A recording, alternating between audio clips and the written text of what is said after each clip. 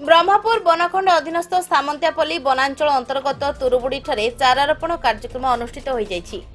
एही लेखा कार्यक्रम में पूर्वतन बाचस्पति श्रीजुक्त चिंतामणि दान सामंतराज जोग दैथिबा बेले चिकिटी कांग्रेस नेता रवींद्र दान सामंतराज, संजय दास वर्मा, तुरुबुड़ी समिति सभ्य भारत भूषण साहू, प्रमोद कुमार साहू, उमाकांत साहू, किशोर चंद्र साहू, संतोष दास, भोलेश्वर साहू, प्रद्युम्न कुंड, विजय रणा, वकील सबर, ए मोहन राव, फरेस्ट तुरुबुड़ी, राजेंद्र कुमार नायक, मुरलीधर नायक, सुमन पट्टनायक प्रमुख उपस्थित थिले। 500 ऊर्ध्व चारारोपण होइतिबार विभिन्न महलरू प्रशंसार सुଅ छुटुछि।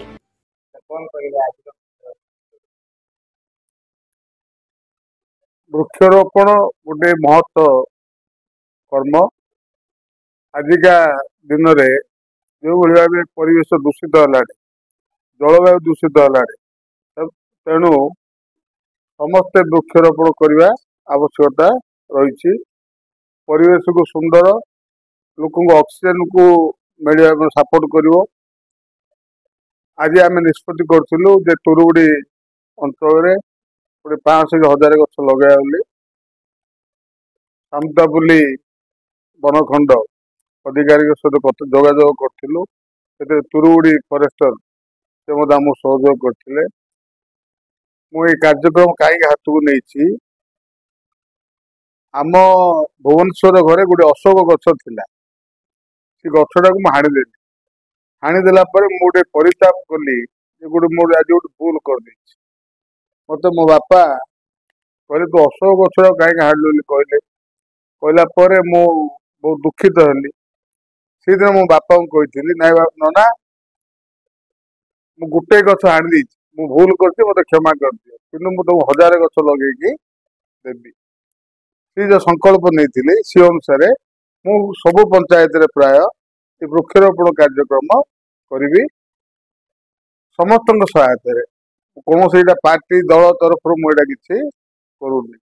मु बिलोंग कर कौन दल किंतु यही कार्यक्रम समस्त जनमंगल कार्यक्रम। गछटी लगेले आम गोटे पिलाटा जन्म कले जी पालन पोषण करने कथा गछटी लगेले से टाइप आमको आशीर्वाद भगवान मिल। जलवायु जो दूषित होती किसी आम मुक्त निश्वास पाइपर। गुड़ाए वैज्ञानिक नीति आदर्श रही गछ लगे फल कौन कौन सब हो। तेणु गछ ही आम जीवन। मु समस्त टिकेट निर्वाचन मंडल समस्त भाई मान अनुरोध करुच्ची जातु सरकार तो फ्री रे आमको गछ दौरान सहयोग कर समस्ते जे जहाँ कर्म करी किए 50टा 100टा 200टा गछ लगे पारा ताले आम अंचल गोटे सबुज सुंदर होगी देखा।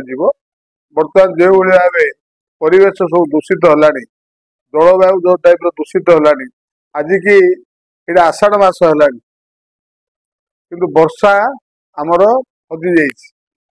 वर्षा आमको देखा जाऊनी फल गरीब चाषी मान बहुत हंतसंत होती। तेणु समस्त जनसाधारण को निवेदन गछ लगातु, गछ को काटतु नाही।